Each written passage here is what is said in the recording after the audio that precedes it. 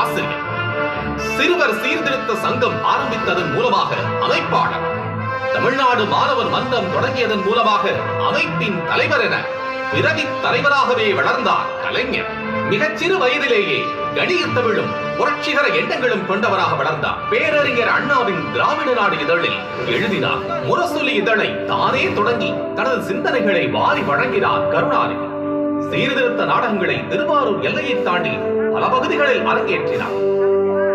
நாடகம் அரங்கேறிய ஊர்களில் எல்லாம் திராவிட தீபம் எரியத் தொடங்கியது. புதுச்சேரியில் எதிரிகளால் தாக்கப்பட்டார். கலைஞரின் உறுதியையும் வீரமிக்க வரிகளையும் உணர்ந்த தந்தை பெரியார் அவர்கள் ஈரோட்டுக்கு அழைத்துச் சென்று குடியரசு இதழின் துணை ஆசிரியர் ஆக்கினார். அரசியல் வானிலும் கலையுலகிலும் கலைஞரின் எழுச்சி தொடங்கியது. தனது அரசியல் எண்ணங்களை மக்கள் மத்தியில் விதைப்பதற்கு திரையுலகத்தை சரியான பாதையாக இனம் கண்டார் கலைஞர். மனங்கமழும்